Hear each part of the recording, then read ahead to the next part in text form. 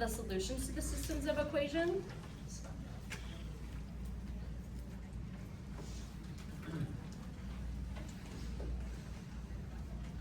And there's three. Three is kind of like the magic number of today. So the first scenario is when we have a graph, and we already saw it, right? One was going this way, the other was going a different way, and we saw that they had a clear intersection point at a coordinate x, comma, y. This is the first scenario, the most common. It's called one solution. Algebraically, when you're doing your math, you're gonna get something like x equals 2, which is totally normal, right? Nothing weird is gonna happen. This is the image of it, and this is the algebra. It won't always be 2. Another situation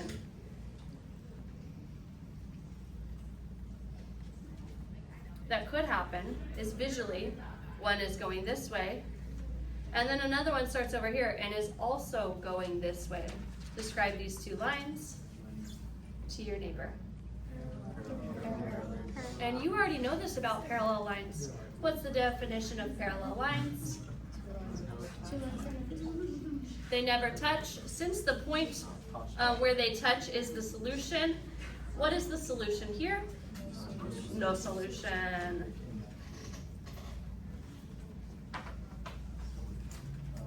So when you're doing your algebra, that will mean that all of the variables will cancel out, and you will get something like 2 is equal to something that it's not equal to. What is 2 not equal to? 4. 2 is not equal to 4. That doesn't make sense. What is 2 equal to, class? 2. Very good, very good.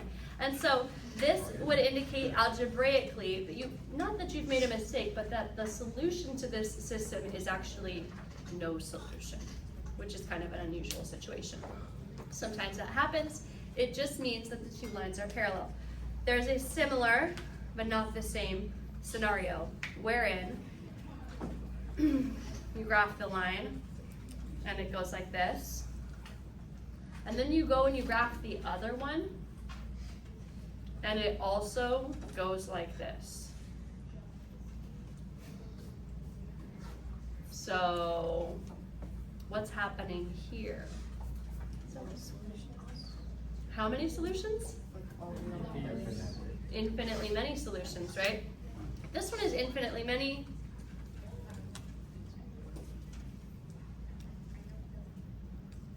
And that's not to say that every coordinate is a solution, but every coordinate along the line is a solution because these two lines overlap. And what would we get algebraically if we're doing the work? Again, we would get everything canceling out. And then we would get something like 2 is equal to, predicting it, 2. And that is a fact. 2 for sure is equal to 2. Maybe you get 5 equals 5 or 0 equals 0. This is true. And how often is it true? Always. And so that's why the answer is always. So just quickly describe to your neighbor how you can tell the difference between these two mathematically and why it would make sense. Just do a quick little.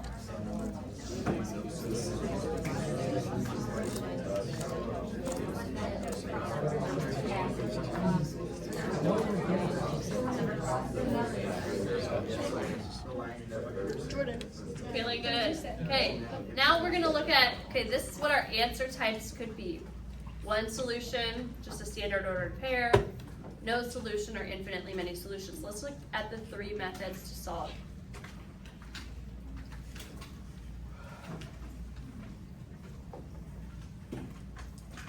The first method we've already discussed. Do you remember what it is?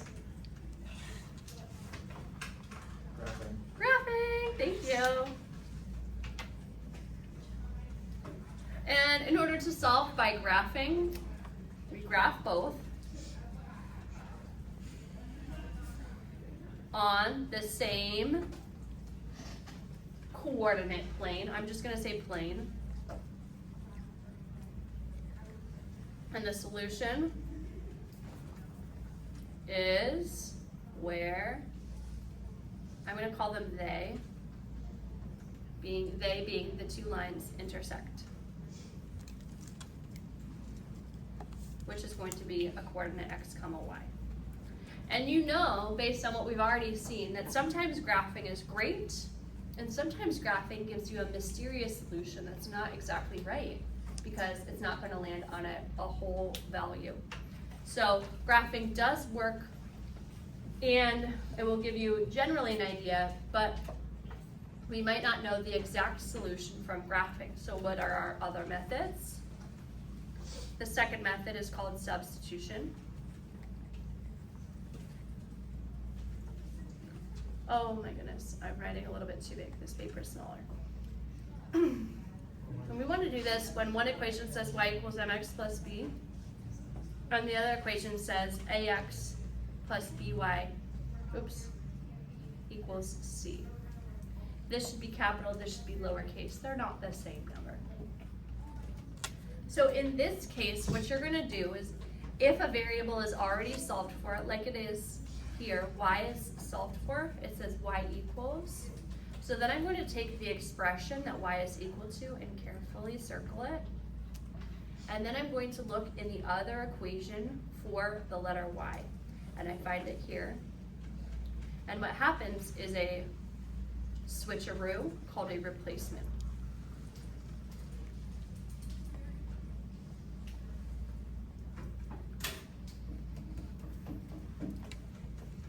And we'll look at doing that, but this is just the pattern or the general beginning of what we do.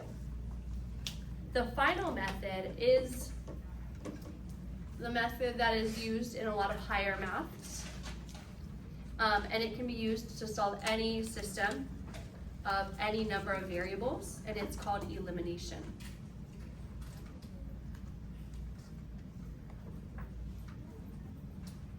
This is best when one says ax plus by equals c, and the other equation also is of that pattern, but will probably be different coefficients and constants. So I'm going to use the next set of letters in the alphabet. So A, B, C, D, E, F, and then we would have y here and x here. We will then try to add these together and see how it's already beautifully having all of our like terms lined up. That's an important arrangement of how the problem needs to be set up. And we'll only add these once we have opposite coefficients. And opposite coefficients, that's a mathematical terminology that describes how the numbers are related. A coefficient is the number next to the variable. So in this example here, the coefficient on x is 2. The coefficient on y is 3. 7 is a constant. What's the coefficient on y here? -2. Good. The negative belongs to it. It's not an operator. And then 14 is a what? Constant. Good. You guys were listening. So let's take a look at actually doing some of these. We're not going to do graphing on our lined paper. We'll do that together on graph paper in a little bit. We'll start with the 2 algebra methods. When I say algebra, I mean we don't need to make a picture, where we need to make a picture here. So here's example 1. It says, solve the system, gotta put the directions for us, y equals -5x plus 1, and the other equation is 8x plus 2y is equal to -2. And I'm just capturing the parentheses around the negative so that you don't think that it's an equal sign, just to exaggerate its negativity. And so as you're looking at this and you're writing it down and comparing it, tell your neighbor our plan. Which pattern of solving seems best for this one? Tell your neighbor. Substitution.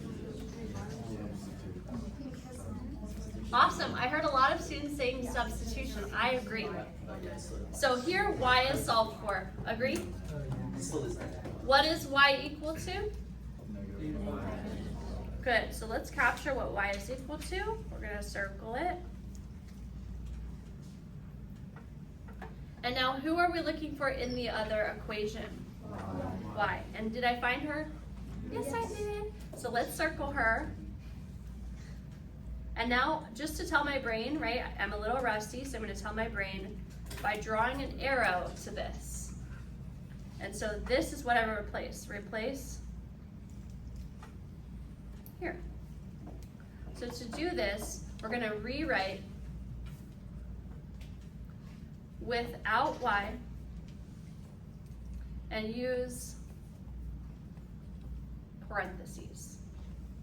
So because there's a coefficient of 2 next to the y, we need to put parentheses where the y would normally go to trigger our brain to remember to use the distributive property.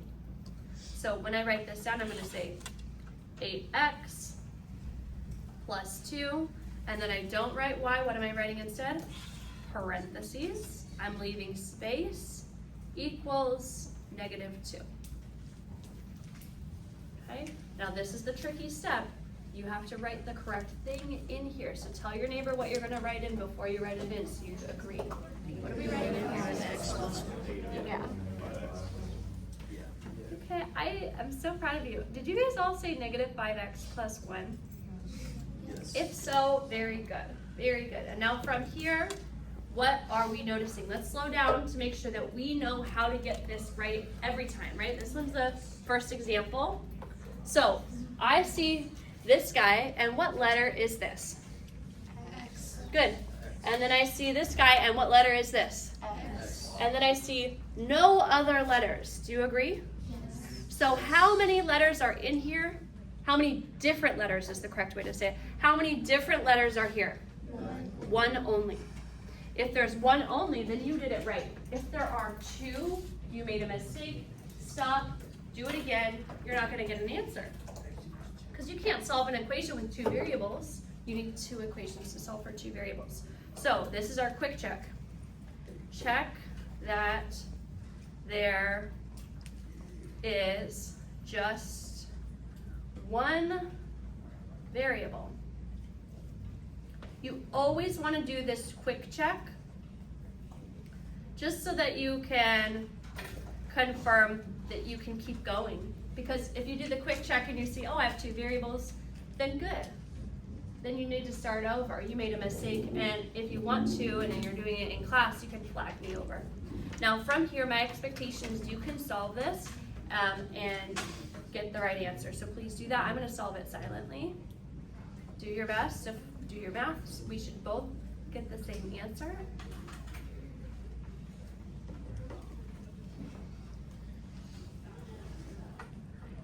Please show every step.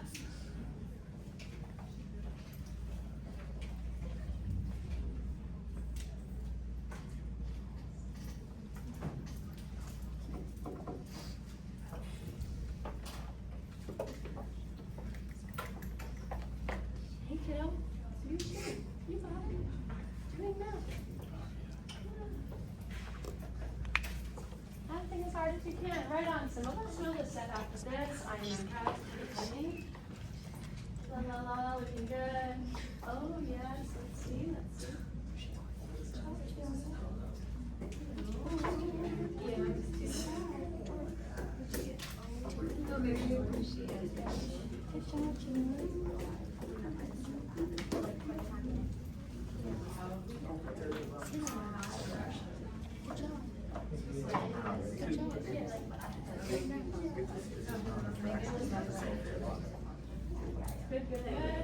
Wow, so many of us know what to do and have done this with complete accuracy. I'm very happy with that. Looking good, looking good.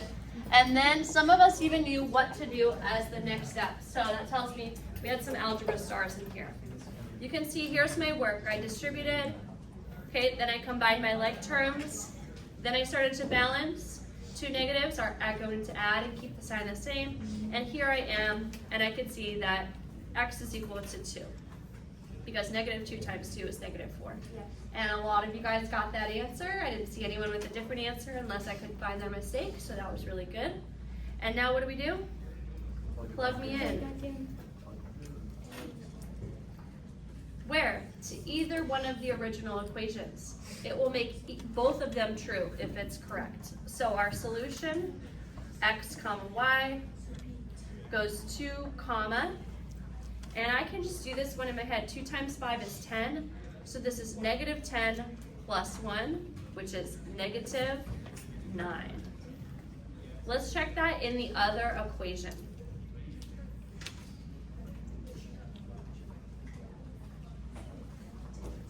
To check this in both, I already used the first equation to get my value, so now I will check it in the second equation. 8 times 2 is 16, and then negative 9, so 2 times negative 9 is negative 18. Is 16 minus 18 negative 2? I concur. And so I know for sure that it works in both equations because it makes both equations true at the same time. So this section is one where you can know beyond a shadow of a doubt that you have the right answer because you can plug it in and see. And if you don't get the right answer, you can go back and look through your work and see, oh, when it was 2 times 1, I did 2 plus 1, whoops-a-daisy, and I saw that now as I'm looking over my mistakes. Okay, sound good? Yeah. Ready for example 2? Okay, here's example 2. And what does it say? X plus 4y is equal to 8. 2x minus 5y is equal to 29. And as you look at this pattern, you're going to tell your neighbor which method you think we're going to use here. Oh, good. Did we notice these are both in standard form? Good. Let's exaggerate. What is the coefficient on x? Good. On y? Good. On x? 2. On y?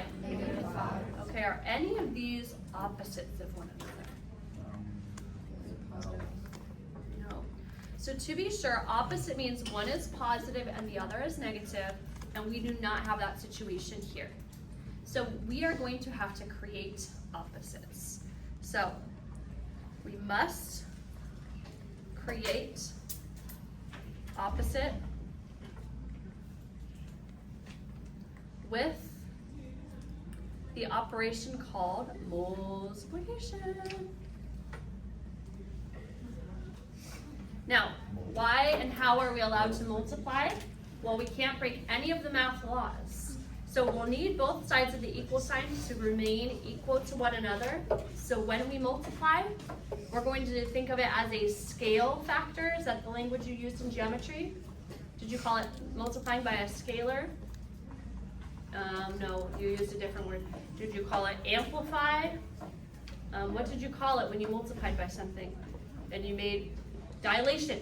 Did you call it a dilation? Yeah, we're gonna need to dilate either one or the other. And so let's make a plan and talk about how we could do this. This is 1, this is 2. Can I easily turn a 1 into a 2? Yes, very easily. Now, I want it to actually be negative 2, so they're opposites. And I could think of how I would do that. Tell your neighbor how we would do that. Multiply both sides by negative 2. Okay, very nice. Now looking at 4 and 5, can I easily turn a 4 into a 5? No, and I always think of turning the smaller number into the bigger number. Can I make the 5 into a 4 somehow? No. No. So in this case, when you have two numbers that are relatively prime, or that you can't easily multiply one to get the other, then you would need to multiply both equations. So you're going to think of the least common multiple. And so what is the least common multiple of 4 and 5? 20. So to get 20, we would need to multiply the entire top equation by 5, and the entire bottom equation by 4. And so that's the math that you would do. Are we gonna do that? No, I'm gonna do the easier math. What's easiest to do? Multiply by -2. Multiply the top by -2. So to do that, put parentheses around the whole thing, because we're gonna multiply all 3 parts by the -2 and indicate what number you're multiplying by. Because if you don't, then you're gonna not be able to remember. And then I'm going to draw a little arrow, and we wanna put this just below our other equation because our plan is to add them together. So we're gonna line it up very carefully. So that's gonna create -2x, -8y, still equal sign, -16. And see how wonderfully I lined it up very carefully? Yes, question? We got the -2x from the one below, right? Or the -2 from The one -2, because this is a 2, this is a 1, and 1 times -2 would create -2. And now look, they're opposite. Yes, Thank you. Brianna? I thought we were multiplying the 4 and 5. Oh, if we do, I don't know, I thought it would Oh, be kind of you hard said- to multiply 29 by 4, so because it's after lunch, I really just thought that would be hard for me. So I'm doing the easier thing, because I think I'm more likely to get it right if it's a small, easy number. Yeah, I just don't want to get it wrong. So now I'm just gonna like gently remind myself, I'm not using that right now. I will come back to it to plug in my answer probably, but for now I'm not using it. Then I like to do this, I put the plus sign and I draw the line, and now I'm just gonna add up my like terms. So what is 2x minus 2x? 0. Eliminated. Yes, we got the elimination. That's why it's called that. It's gone. And then we're just gonna add these together. We add and keep the sign the same, so we do get a negative number. That's the one you got, right? And then we'll add these together. When we add them, we are subtracting. And so I can see that -13 times this number is +13. The number is -1.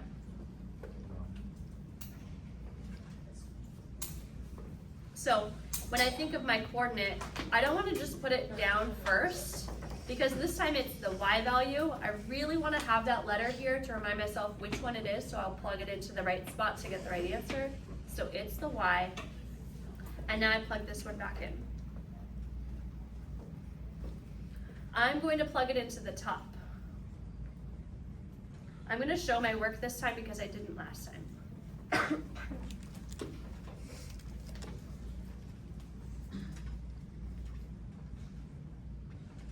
Often when I'm down to the last step, I'll just use thinking so that I don't make a mistake. Something minus 4 is 8. Oh, it's bigger than 8 because I'm subtracting 4. What number is it? 12.